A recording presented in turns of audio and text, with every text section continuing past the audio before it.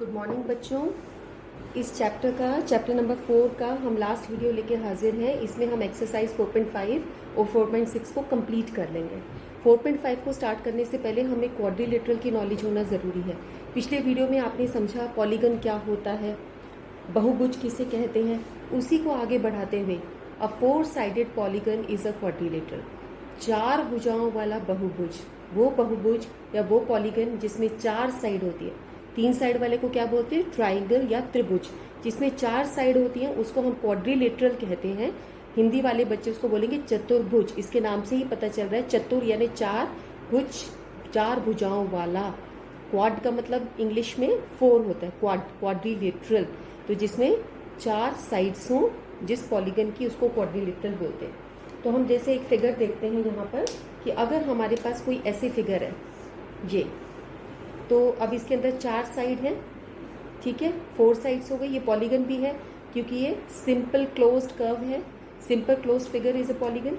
तो अगर हम इसके साइड्स को ऐसे मेजर करें, ऐसे हम इसको नाम दें, तो ये एक क्वाड्रिलेटरल हो गया। अब इसके अंदर आपको क्या देखना है, इसके 4 साइड्स हैं। साइड ए बी, ये ए बी इसकी एक साइड है, दूसरी साइड है बी सी, तीसरी साइड है सी डी और ए डी। ये 4 इसकी भुजाएं हैं, 4 लेंथ्स हैं, 4 डायमेंशंस हैं। ये हमारी 4 लाइन सेगमेंट्स हैं जो इस फिगर को बनाती हैं, ठीक है। ये तो हमने इसके साइड्स बोल दी। दूसरी चीज़ है इसके एंगल। अगर हम एंगल ए लेते हैं ये वाला, तो एंगल ए के सामने वाले एंगल का अपोजिट एंगल, इसको एंगल ए के अपोजिट एंगल सी है। Angle A, angle B, angle C और एंगल डी, इसके 4 एंगल्स हैं। जब इसके अपोजिट एंगल की बात करेंगे तो एंगल ए के अपोजिट एंगल सी है, एंगल बी के अपोजिट एंगल डी है। जब इनके अपोजिट एंगल्स को हम ऐसे ज्वाइन कर देते हैं तो ये इसका डायगोनल या विकर्ण बनता है। इसको हम बोलते हैं विकर्ण या डायगोनल, ठीक है। कोई पॉइंट इसके इंटीरियर में लेना हो तो ऐसे बना देंगे, एक्सटीरियर में कोई पॉइंट लेना है बाहर बना दोगे। तो ये इसकी साइड्स हैं। अब हम साइड्स पे जब बात करते हैं तो साइड्स में भी हम बोल सकते हैं कि ए बी जो साइड है, इसके एडजेसेंट साइड है बी सी, ए बी के एडजेसेंट बी सी है, ए बी के एडजेसेंट ए डी भी है और ए बी के अपोजिट सी डी है। अगर मैं बोलूंगी ए बी के एडजेसेंट साइड बताओ, ये ए बी है आपकी, तो इसके एडजेसेंट हुई बी सी, ये वाली साइड, और ए डी, ठीक है। और ए बी के अपोजिट साइड बोलूंगी तो सी डी इसकी अपोजिट साइड होगी। इसी तरीके से आप बी सी लो, बी सी के एडजेसेंट कौन सी साइड से? सी डी और ए बी, और इसके अपोजिट कौन सी होगी? A D. इस पे भी हमने एक वीडियो बना रखा है लोअर क्लासेस के लिए, वहाँ पर हमने एडजेसेंट साइड, एडजेसेंट एंगल्स, ये सारे डिफाइन कर रखे हैं। आप चाहो तो उन वीडियोस को देख सकते हो। Now let us move to the questions. अब हम 4.5 का फर्स्ट क्वेश्चन लेते हैं बच्चों। ये आप एक्सरसाइज 4.5 है, इसका फर्स्ट क्वेश्चन आप लेंगे। Draw a rough sketch of the quadrilateral P Q R S. P Q R S का एक रफ स्केच बनाओ। तो जैसे हमने ये लिया P Q R S, P Q R S. आपको जब ये क्वाड्रिलेटर का नाम लिखना है तो या तो साइक्लिक ऑर्डर में चलना है या एंटी क्लॉकवाइज या clockwise. P Q R S ऐसे लिख सकते हो या पी क्यू आर एस, एक ऑर्डर में आपको चलना है। उसके बाद ड्रॉ इट्स डायगोनल, इसके डायगोनल बनाने। अभी हमने क्या बताया था, अपोजिट एंगल्स के जब हम पॉइंट्स मिलाते हैं तो ये हमारी डायगोनल बन जाती है। ये एक डायगोनल बन गया। इसी तरीके से स्केल की सहायता से आप ये दूसरा डायगोनल क्यू एस बना सकते हो। ये आपको स्केल से आपने बनाना है। ये 2 डायगोनल्स इसके बन गए और हम यहाँ पे लिख देंगे पी आर और Q S R the diagonals. ये हमारे डायगोनल्स हैं या विकर्ण है, ठीक है। ये दोनों डायगोनल्स हैं। तो ये हमारा फर्स्ट पार्ट हो गया। पहले हमने ड्रॉ कर दिया, इस पे आपको मार्क्स मिलेंगे। दूसरा आपने डायगोनल्स मार्क कर दिए, इस पे आपको मार्क्स मिलेंगे। उसके बाद बोल रहे हैं इनका नाम बोलो, हमने नाम लिख दिया ऑलरेडी। ये दोनों हमारे डायगोनल्स हैं। Is the meeting point of diagonal in the interior और एक्सटीरियर। अब हम देख रहे हैं दोनों डायगोनल्स आपस में मीट कर रहे हैं। कहाँ पर? इस जगह पर। इसको भी हम नाम दे देते हैं। ये पूछ रहा है क्या वो अंदर मीट कर रहे हैं या बाहर मीट कर रहे हैं। ये इस बहुभुज के, चतुर्भुज के अंदर अभ्यंतर में मीट कर रहे हैं या बहिर्भाग में कर रहे हैं। तो हम देख रहे हैं अंदर में करते हैं, तो दे मीट इन इंटीरियर। हम लिख देंगे they meet in the interior of the triangle, ठीक है। ये इनके अभ्यंतर में मिल रहे हैं, अभ्यंतर में मिल रहे हैं। तो इस तरीके से आपका क्वेश्चन नंबर 1 कंप्लीट हो गया. Now let us take question number 2.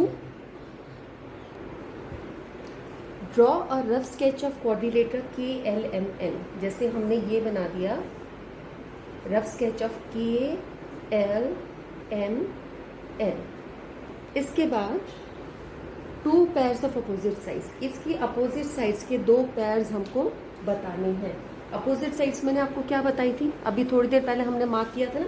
Opposite sides कौन सी होती हैं? अपोजिट साइड्स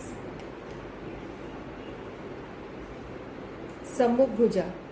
फर्स्ट है तुम्हारा अपोजिट साइड या जिसको हिंदी वाले बच्चे बोलते हैं सम्मुख भुजा के 2 युग्म लिखने. तो अगर मैंने KL साइड ली तो इसके अपोजिट साइड कौन सी होगी? KL के अपोजिट कौन सी है? ये इसके एडजेसेंट है, ये इसके एडजेसेंट है, ये इसके अपोजिट है. तो हम बोलेंगे KL के अपोजिट हुई NM. तो ये एक पेयर हो गया. ठीक है. इसी तरीके से ये अपोजिट साइड्स का पेयर हो गया. तो इसका नाम क्या है? LM और दूसरा है NK या KN. ये हो गया आपका. ठीक है. ये अपोजिट पेयर हो गया अपोजिट साइड का KL और NM और दूसरा LM और NK. ये अपोजिट साइड हो गई. बी पार्ट देखो. 2 पेयर्स ऑफ अपोजिट एंगल्स. अगर हमने K लिया तो K के अपोजिट एंगल कौन सा होगा? M होगा.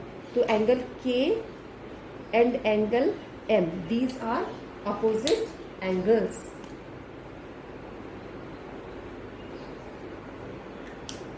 ठीक है. और दूसरा हम देखते हैं 2 पेयर्स चाहिए इसको. तो अगर हमने L लिया तो L के अपोजिट हुआ एंगल N. ये दोनों एक दूसरे के अपोजिट है. एंगल L के अपोजिट है एंगल N. इसके अपोजिट ये एंगल है. ये हमने लिख दिया. सी पार्ट है 2 pair of adjacent sides. Adjacent sides का अभी मैंने आपको बताया अगर हम KL साइड ले रहे हैं. एडजेसेंट साइड को हिंदी वाले बच्चे बोलते हैं आसन्न भुजा. KL के आसन्न भुजा कौन सी है? LM. KL के साथ है LM या KL के साथ NK भी है. ये आसन भुजा हो गई. इसके एडजेसेंट ये भी है, इसके एडजेसेंट ये भी है. आप चाहो तो ये भी लिख सकते हो LM के एडजेसेंट. अगर आप LM ले रहे हो तो इसके एडजेसेंट ये है KL और LM के साथ में NM भी है. ये वाली इसका नाम क्या है? NM. तो आपका एक पेयर तो ये हो गया एडजेसेंट साइड्स का, एक ये हो गया. इस तरीके से हमने 4 पेयर्स लिख दिए. 2 पेयर्स ऑफ एडजेसेंट साइड्स. ठीक है. अगर आप ये वाली साइड लेते हो KN, अगर आप KN ले रहे हो तो KN के एडजेसेंट ये होगी LK. ये दोनों होंगे इसके एडजेसेंट. ये होगी और ये होगी. तो आप पहले एक बार ले सकते हो KL और एक बार आप ले सकते हो KN के साथ में NM. हमने एक और पेयर लिख दिया. ये भी एडजेसेंट साइड्स का. ये सम्मुख भुजाओं का सम्मुख. ये हो गई आसन. ऐसे आसन भुजाएं, आसन भुजाएं या एडजेसेंट साइड्स. ठीक है. ये हमने एडजेसेंट साइड लिखी. जो अपोजिट साइड्स थी ये थी सम्मुख भुजाएं और सम्मुख कोण. उसके बाद आपके पास है आसन कोणों के 2 युग्म. आसन कोणों के 2 युग्म लिखने हैं आपको. अब आसन कोण अगर हमने K लिया एंगल K. अब इसके एडजेसेंट क्या है? इसके एडजेसेंट ये इसके अपोजिट है, इसके अपोजिट है ये. इसको छोड़ दो, M को छोड़ दो. तो अगर हम M को छोड़ देंगे, ये हमने M को छोड़ दिया तो हमारे पास क्या बचा? L और N. तो एंगल K के एडजेसेंट एंगल हुआ N और एंगल K की एडजेसेंट एंगल हुआ एंगल N. ठीक है. इसी तरीके से अगर हमने लिया L तो L के अपोजिट क्या है? N. N को छोड़ दो, ये सम्मुख है. तो अगर हम एंगल L ले रहे हैं तो उसके साथ में हुआ एंगल K और एंगल L के साथ में हुआ एंगल M. ये आपके क्या होंगे? एडजेसेंट एंगल्स, आसन कोण के युग्म. इस तरीके से तुम्हारा एडजेसेंट एंगल्स या आसन कोण कंप्लीट हो गया. बच्चों हमने अपने आसपास बहुत सारी गोल आकृतियां देखी हैं. बहुत सारी. पृथ्वी गोल, सूरज गोल, चंदा गोल, मम्मी की चूड़ी गोल, बिंदी गोल. बहुत सारी आकृतियाँ. पानी की बूंदें, बारिश की बूंदें भी जो गिरती हैं वो स्फीयर के आकार में गोल आकृति में नीचे गिरती हैं. तो गोल चीज़, गोला एक ऐसी चीज़ है जो हमें आम तौर पर बहुत ज़्यादा दिखाई देता है। आगे आने वाले साइंस में तुम ये भी पढ़ोगे जैसे जैसे बड़े होगे कि ये आकृति जो है ये सबसे ज़्यादा नेचुरल वे में पाई जाती है। ज़्यादातर चीज़ें अपने आप को गोल आकृति में ही करना चाहती है। इसके पीछे एक साइंस है जो तुम्हें खुद पता करने की ऐसा क्यों होता है कि ज़्यादातर आकृतियाँ गोल शेप में ही क्यों आती हैं। पानी की बूंदें स्क्वायर में ही क्यों ऐसे क्यों गिरती है, गोले में ही क्यों गिरती हैं, वो त्रिभुजाकार में क्यों नहीं गिरती, वो स्क्वायर शेप में क्यों नहीं गिरती हैं। इसके पीछे एक लॉजिक है एंड ये मेरी तरफ से आपको काम है कि क्यों होते हैं। बच्चों आपने एक ऐसे गेम खेला होगा जहाँ पर क्या होता है कि एक बच्चे को सेंटर में खड़ा कर दिया जाता है और वैसे डोरी पकड़ के खड़ा हो जाता है और वो ऐसे घूमता है ऐसे। तो हम गेम भी खेलते हैं तो हम ऐसे एक बाउंड्री बनाते हैं। तो हम क्या करते हैं, एक फिक्स्ड पॉइंट से सारे पॉइंट्स बराबर दूरी पे बनाते हैं। तो तुम्हारे स्कूल में तुम्हारे पास में तुमने इस तरह की एक आकृति मैडम को देखा होगा यूज़ करते हुए, इसको कंपास बोलते हैं। मैम या सेंटर में ऐसे रख लेती हैं और इसके बराबर इसको थोड़ा सा ओपन कर लेती हैं जिससे कि ये इक्वल डिस्टेंस पे आ जाए और फिर इस तरीके से इसको घुमा दिया जाता है और ये तुम्हारा इस तरह से गोल आकृति बनती है। अब इसके अंदर हम क्या देख रहे हैं कि एक फिक्स्ड पॉइंट से एक फिक्स्ड डिस्टेंस पे आकृति बन रही है। ये डिस्टेंस सब जगह बराबर है, ठीक है, तब ऐसी आकृति बनती है। अगर ये डिस्टेंस हिल जाएगा तो इस तरह की गोल आकृति नहीं बनती। तुमने छोटी कक्षाओं में इस तरीके से इसमें पेंसिल डाल के वृत्त बनाना सीखा है, ठीक है। इसको हम अभी बनाएंगे। सबसे पहले हम समझते हैं कि वृत्त की क्या क्या स्पेशल चीज़ें होती हैं, सर्कल्स की स्पेशल क्वालिटीज़ क्या है। आज हम पहले इसके बारे में स्टडी करेंगे। सबसे पहले हम देखते हैं केंद्र क्या होता है, centre of the circle. Centre of the circle आप देख रहे हो, जैसे मैंने ये मार्क किया है, यहाँ से सब जगह की दूरी ये आप नापोगे बराबर होती है। तो वो जगह जहाँ से ये सारी दूरी बराबर होती है, जब आप इसको बनाते हो तो हमने एक पॉइंट लिया था, इसको ड्रॉ करते हुए ये पॉइंट से जब हमने इसको मूव किया था, ये पॉइंट, और इसको मूव करके ये सारा सर्कल आपको बनाया था, तो ये जो पॉइंट है ये इसका केंद्र कहलाता है, जहाँ से हमने इसको ऐसे मूव कर दिया था और ये आपका सर्कल बना था। तो ये जगह जहाँ पे आपने फिक्स किया था, ये सेंटर ऑफ द सर्कल होता है केंद्र। इसका बीचों बीच आप समझते हो ना, तो इसको केंद्र बोलते हैं। अब हम एक्सरसाइज 4.6 का पहला क्वेश्चन लेते हैं। वहाँ पर ऐसी फिगर आपकी बनी हुई है और इसमें आपको केंद्र बताना है। तो इस फिगर के अंदर हम क्या बोलेंगे, इसका केंद्र क्या है, इसका केंद्र है O। अगर मैं इस नाम को कुछ और रख दूं, R लिख दूं, तो इसका केंद्र क्या हो जाएगा, R। अगर मैं इसको S बना दूं, S, तो इसका केंद्र क्या हो जाएगा, S। हमारे क्वेश्चन में इसको O लिखा है, तो ये केंद्र। ज़्यादातर हम सर्कल का केंद्र सेंटर O ही लेते हैं, तो केंद्र आपका सेंटर हो गया O। आपको क्वेश्चन में आ सकता है एक सर्कल बनाओ जिसका सेंटर L हो, तो आप वृत्त बनाओगे पूरा कंपास की सहायता से ऐसे करके, और जो इसका केंद्र होगा उसको आप S लिख दोगे, तो ये बन गया circle with centre O, centre S। यहाँ पे ये सर्कल विद सेंटर O है, ठीक है। सेकंड पार्ट देखिए। सेकंड पार्ट में बोल रहा है 3 रेडियस लिखो इसके, write down to 3 radius. 3 radius यानी 3 रेडियाए हमको लिखने हैं, 3 रेडियाए, या हम इसको हिंदी में बोलते हैं 3 त्रिज्याएं। त्रिज्याएं क्या होती है, त्रिज्या वो होती है कांस्टेंट डिस्टेंस इसका। आपने जो ये सेंटर लिया, यहाँ से यहाँ तक की दूरी आप हर जगह नापोगे, ये सब जगह बराबर जाएगी। आप इसको देखिए, ये जितना डिस्टेंस आ रहा है उतना ही इधर होगा, उतना ही इधर होगा, उतना ही इधर होगा, ये सब जगह, इसको हम त्रिज्या बोलते हैं। जो कांस्टेंट डिस्टेंस जो होता है, समान अंतर केंद्र से उसकी परिसीमा तक, बाहर तक, उसकी बाउंड्री तक, उसको हम रेडियस बोलते हैं। तो हम इसमें बहुत सारे रेडियस देख सकते हैं, पर हमें चित्र के हिसाब से बनाना है। तो यहाँ पे हमें कौन सा रेडियस दिख रहा है, एक तो ये दिख रहा है OB, एक हमें दिख रहा है OA, एक हमें दिख रहा है OC। तो हम लिख सकते हैं OB, OA और OC, ये इसके 3 त्रिज्याएं हैं।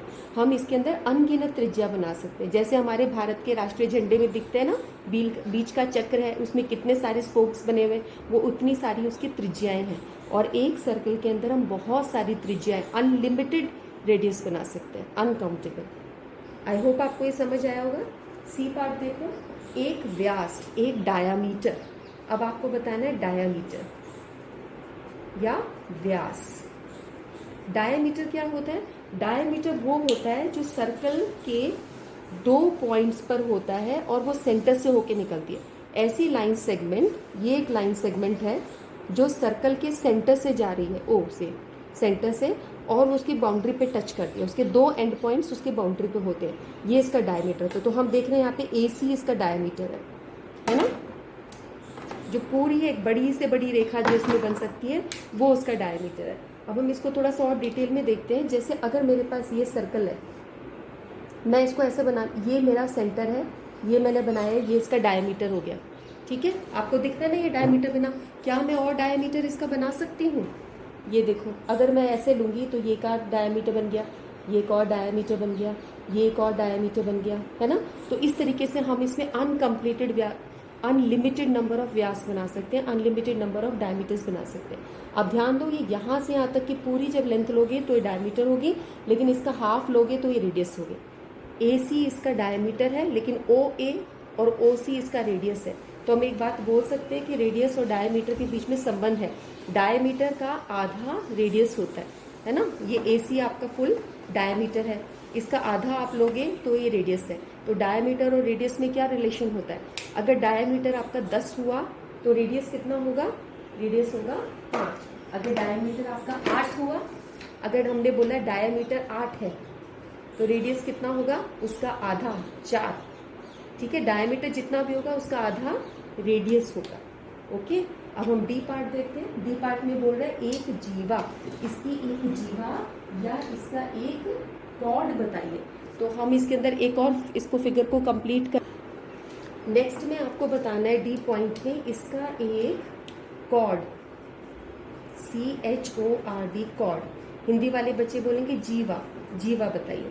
तो जैसे भी मैं वृत्त में आपको बता रही थी, ये आपको फिगर दिख रहा है।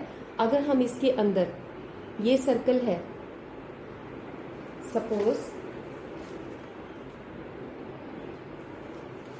सपोज मैंने ये एक सर्कल बनाया छोटा सा, और मैंने इस पे ये ऐसे बनाना शुरू किया। अब हम देख रहे हैं ये एक लाइन सेगमेंट है जो सर्कल को 2 पॉइंट्स पे टच कर रही है, इसके बाउंड्रीज पर, और ये धीरे धीरे बढ़ती जा रही है ना। जब ये केंद्र से होके जाती है, यहाँ पे सबसे बड़ी होती है, और वो उसकी व्यास होता है डायमीटर। जो इसका सेंटर वाली लाइन है ये सबसे बड़ी है ना। बाकी सब जगह धीरे धीरे धीरे इसकी लाइन सेगमेंट की लेंथ कम होती जा रही है। तो ये बाकी सारी जो है, ये सब की सब इनको बोलते हैं जीवा। ये सारी जीवा या कॉर्ड है। और सबसे लंबी कॉर्ड का क्या नाम होता है? ये सबसे लंबी वाली कॉर्ड है, इसको हम बोलते हैं डायामीटर या व्यास। तो एक क्वेश्चन ये भी आता है कि longest chord in a circle, उसका स्पेशल नाम होता है, नाम बताइए। तो हम उसका आंसर करते हैं डायमीटर। सबसे बड़ी जीवा एक वृत्त की डायमीटर होती है। तो डायमीटर, व्यास, व्यास आपकी सबसे बड़ी जीवा है। बाकी सब ये जो हम देख रहे हैं ये छोटी होती जा रही है। तो यहाँ पर हम बोल सकते हैं ये किसकी बात कर रहा है? ED एक जीवा है, हम बोल सकते हैं ED इज अ कॉर्ड, है ना। ये इसी तरीके की बनी हुई है। जब ये सेंटर से होके निकलती है तो सबसे बड़ी वाली कॉर्ड डायमीटर बन जाती है, okay. Now next point, E point में ही same 2 points in the interior. इसके अभ्यंतर में 2 बिंदु बताने। तो अब इस वृत्त के अंदर कोई 2 पॉइंट्स देख लीजिए, कोई भी 2 पॉइंट्स इसके अंदर वाली देख लीजिए। तो जैसे हम P लिख सकते हैं, P इसके अभ्यंतर में P पॉइंट है, इंटीरियर में है। O पॉइंट भी इसके इंटीरियर में है। ये दोनों पॉइंट्स इस सर्कल के इंटीरियर में है। तो ये दोनों पॉइंट इसके अभ्यंतर में या इंटीरियर में हो गए, O एंड P, ठीक है। F पॉइंट देखिए, F पॉइंट में बोल रहे हैं पॉइंट इन दी एक्सटीरियर। इसके एक्सटीरियर में यानी इसके बहिर्भाग में, इस बाउंड्री के बाहर कौन सा पॉइंट है? तो हम देख रहे हैं Q पॉइंट है, ये इसके बाहर है। तो हम लिखेंगे Q पॉइंट, ये इसके एक्सटीरियर में या बहिर्भाग में हो गया। नाउ G पे आ जाओ। G में बोल रहे हैं सेक्टर बताइए। सेक्टर कौन सा है इसके अंदर? सेक्टर। अब सेक्टर क्या चीज़ होती है? हम इसको सेक्टर को समझते हैं जब आपका 2 साइड से रेडियस हो, सर्कल के अंदर ऐसा हिस्सा जो कि एक तरफ तो आर्क हो और 2 तरफ रेडियस हो, वो आपका सेक्टर होता है। तो एक तरफ आर्क है, आप देख रहे हो ये आर्क है, ये कर्व बना हुआ है, चाप बनी हुई है, और 2 तरफ ये रेडियस आ रहा है, तो ये इसका सेक्टर हो गया। सेक्टर AOB, ये भी हो सकता है, ये तुम्हारा पूरा एक आर्क है, सेक्टर BOC, ठीक है। ये भी ले सकते हैं बड़ा वाला फुल, ये पूरा एक आर्क हो गया। A ऐसे यहाँ कोई पॉइंट लेके ये आप देख रहे हो कि सर्कल को 2 हिस्सों में बांट रहा है। तो अभी हम कन्वीनियंस के लिए सिर्फ एक ही लिख देते हैं, AOB, सेक्टर AOB। इसको त्रिज्या खंड बोला जाता है हिंदी में, इससे आप अच्छे से समझ पाएंगे त्रिज्य खंड, वो खंड जो दो त्रिज्याओं के बीच में बना हुआ है। ये दो त्रिज्याएं हैं, ओ ए और ओ बी, इसके दो रेडियस हैं, ये और ये इसके दो रेडियस है। इन दो रेडियस के बीच में बाउंडेड जो रीजन होता है दैट इज कॉल्ड सेक्टर, वो उसका त्रिज्य खंड होता है। तो हमारा त्रिज्य खंड आ गया, त्रिज्य खंड ए ओ बी, दो त्रिज्याओं के बीच में। ओके, तो त्रिज्य खंड ये होगा और बी ओ सी भी हो सकता है तुम्हारा, सेक्टर बी ओ सी, सेक्टर बी ओ सी, क्योंकि दो त्रिज्याओं के बीच में है ये दो त्रिज्याओं के बीच में है। ओके, नेक्स्ट है आपका अ सेगमेंट। सेगमेंट वो चीज होती है जहां पे सर्कल एक तरफ कॉर्ड से हो और एक तरफ आर्क से हो, एक साइड आपका कॉर्ड हो और एक तरफ आर्क हो। तो आप देखो ये आपका कॉर्ड है और ये आपका आर्क है, तो हम बोलेंगे ये एक सेगमेंट है, this is a segment. Okay, अब यहाँ पर आप देख रहे हो सेगमेंट हमारा ईडी है, ये एक तरफ आपका आर्क से है और एक तरफ कॉर्ड से है। A region of a circle which is enclosed by a chord on one side and an arc, chord और आर्क के बीच में, जीवा और चाप के बीच में, संगत चाप के बीच में जो हिस्सा होता है इसको वृत्तखंड बोलते हैं। तो अब हम ईडी लिखेंगे तो ईडी तो जीवा हो जाएगी, हम क्या कर देंगे, हम इसको ऐसे शेड कर देते हैं ये हिस्सा, और हम बोलेंगे शेडेड ईडी इज वृत्तखंड। शेडेड ईडी जो है ये तुम्हारा सेगमेंट या वृत्तखंड है। इस तरीके से आपने सेगमेंट बना दिया। ठीक है, तो ये आपके जी से लेके एच तक के पार्ट हो गए। ये क्वेश्चन आपका मोस्ट इंपॉर्टेंट है इस क्लास के अंदर, ये बहुत इंपॉर्टेंट है। सर्कल के अंदर 5 मार्क क्वेश्चन आता है। सर्कल बनाइए और उसके ये सारे के सारे पॉइंट्स डिफाइन कीजिए। तो इसके अंदर क्या होगा, टीचर क्या करेंगे, इन पॉइंट्स को चेंज कर देंगे। लेकिन अगर आप इसको इस क्वेश्चन को बार बार देखोगे तो आपके पॉइंट चेंज करने से भी कोई फर्क नहीं पड़ेगा। जैसे सपोज मैंने इसको RS नाम दे दिया, आपको पता होना चाहिए कि ये सेगमेंट है, ये आपका वृत्तखंड है। तो वृत्तखंड जब वो बोलेगा ईडी तो आप इसकी जगह RS लिख देंगे। आपको पता होना चाहिए कि इसको सेगमेंट बोलते हैं। ये आपकी रेडियस है, ये आपका इंटीरियर में पॉइंट है, ये एक्सटीरियर में पॉइंट है। तो चाहे पॉइंट के नाम चेंज हो जाए इससे कोई फर्क नहीं पड़ता। अगर हमें कंसेप्ट समझ में आ जाता है तो मैथमेटिक्स में आप कोई भी क्वेश्चन कर सकते हो, उसमें बिल्कुल भी घबराने की बात नहीं है। अब आगे आने वाले क्वेश्चन तुम देखो। क्वेश्चन नंबर 2 में वो बोल रहा है कि is every diameter of a circle also a cord, क्या हर डायमीटर उसका कॉर्ड होता है। हिंदी वाले बच्चे इसको कैसे पढ़ते हैं, क्या वृत्त का प्रत्येक व्यास उसकी जीवा होता है। मैंने अभी ये क्वेश्चन एक्सप्लेन करते हुए बताया था कि जो डायमीटर है वो सबसे बड़ी जीवा है, सबसे बड़ा रेडियस है, सबसे बड़ा कॉर्ड है। ठीक है, so every diameter is a cord, yes it is the longest chord. सबसे बड़ा जीवा जो होती है वो एक वृत्त की व्यास हो जाती है। तो हम सेकंड के क्वेश्चन में बोलेंगे यस यस, क्वेश्चन नंबर 2 में हाँ। उसके बाद सेकंड पार्ट में वो बोलता है is every chord of a circle also diameter, क्या हर एक कॉर्ड उसका डायमीटर भी होता है। नहीं। अब ये देखो, ये जो मैंने बनाई है ये इसकी कॉर्ड है, ये छोटी छोटी जीवाएं हैं, लेकिन ये डायमीटर नहीं है। डायमीटर तब बनेगी जब ये सेंटर से जाएगी। तो हर एक कॉर्ड डायमीटर नहीं होता, हर एक जीवा व्यास नहीं होती। तो बी पार्ट में आंसर आ जाएगा नहीं। ठीक है, क्वेश्चन नंबर 3 अब हम देखते हैं। अब हम क्वेश्चन नंबर 3 देखते हैं। इसमें बोल रहे हैं draw any circle and mark is centre. एक कोई सर्कल बनाओ, उसका सेंटर मार्क करो। अगर वो सेंटर का कोई नाम देता है तो वो नाम लिखना, नहीं तो तुमने अपनी तरफ से लिख दिया ये सर्कल और ये इसका सेंटर O।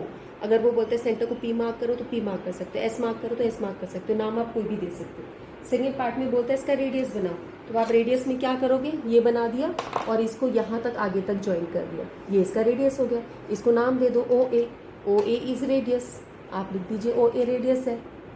ठीक है, ये इसकी त्रिज्या है, O इसका सेंटर है। ठीक है, ये इसका केंद्र हो गया। उसके बाद थर्ड पार्ट में वो आपको बोलता है कि इसका डायमीटर बनाओ।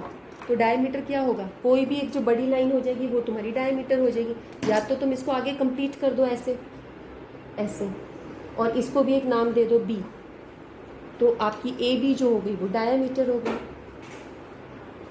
ठीक है, जो क्वेश्चन आ जाए वैसे आंसर हो सकता है। या आप चाहो तो अलग से एक डायमीटर बना सकते हो। ये आपने एक डायमीटर बना दिया, इसको नाम दे दो LM, LM इज डायमीटर, ये भी आपका व्यास है।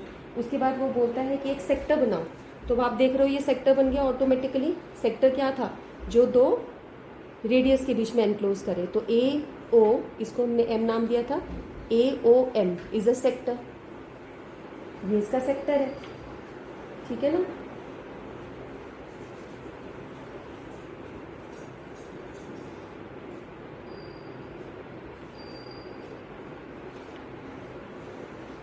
ओके, उसके बाद है नेक्स्ट, उसका एक सेगमेंट बताइए।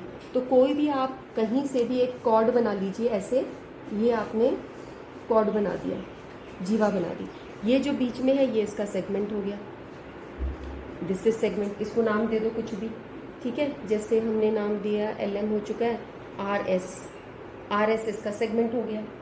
उसके बाद बोलते हैं कोई भी पॉइंट इंटीरियर में मार्क कर लो, तो आपने कुछ भी मार्क कर लिया, डब्लू इंटीरियर में मार्क कर लिया। कोई पॉइंट एक्सटीरियर में मार्क कर लो, कुछ भी नाम ले लो, एक्स एक्सटीरियर में मार्क कर लिया, तो आप कुछ भी अपनी तरफ से कर सकते हो। कोई भी आर्क है आपको लेना है, तो आर्क के कोई भी जो पॉइंट्स है यहाँ से बाहर वाले, जैसे ये ए एम आर्क है। आर्क को ना ऐसे दिखाया जाता है, जैसे लाइन सेगमेंट तुम ऐसे दिखाते हो, वो स्ट्रेट लाइन होती है, आर्क को हम इस तरीके से दिखाते हैं। तो A M is the arc, या ए एल ये भी एक आर्क है, ये तुम्हारा आर्क हो गया, ये एक प्रकार की चाप हो गई। तो इस तरीके से हमने इसके सारे प्रश्न कर दिए। क्वेश्चन नंबर 1 तो बहुत इंपॉर्टेंट है, वो पेपर में आता ही आता है। इसमें कोई भी पार्ट तुम्हारे इस तरीके से भी आ सकते हैं, जिसको 1 अच्छे से आता है, that person can do question number 3 very nicely. Question number 4 है ट्रू और फॉल्स बताओ। 2 डायमीटर्स विल नेसेसरीली इंटरसेक्ट, क्या हमेशा 2 डायमीटर्स इंटरसेक्ट करेंगे? आप देख लो, ये एक डायमीटर मैंने बनाया, ये एक डायमीटर बनाया, ये इंटरसेक्ट कर रहा है, क्या 2 डायमीटर हमेशा ही इंटरसेक्ट करेंगे? अब ये क्वेश्चन मैं आपके ऊपर छोड़ती हूँ, बताओ। ऐसे पोजीशन बना के दिखाओ जहाँ पे 2 डायमीटर इंटरसेक्ट ना कर रहे हो, और मुझे बताओ कमेंट सेक्शन में कि क्या तुम ऐसे डायमीटर बना पाए हो। इसका आंसर तुम्हें खुद सर्च करना है कि क्या 2 डायमीटर्स इंटरसेक्ट करते हैं। उसके बाद centre of a circle is always in the interior, क्या सेंटर ऑफ द सर्कल हमेशा इंटीरियर में ही होता है या बाहर भी बना सकते हो? क्वेश्चन नंबर 4 के part A and part B is homework from my side. Comment section में लिखो कि तुम इसका आंसर निकाल पाए या नहीं निकाल पाए, क्या उत्तर है, तुम्हें निकालना आया नहीं आया। इस वीडियो को बच्चे शेयर करें, सब्सक्राइब करें, लाइक करें, अपने फ्रेंड्स के बीच में भेजो, और कमेंट्स में मुझे बताओ कि तुम्हें वीडियो अच्छा लगा। ओके बच्चों, thank you, that's all for the day.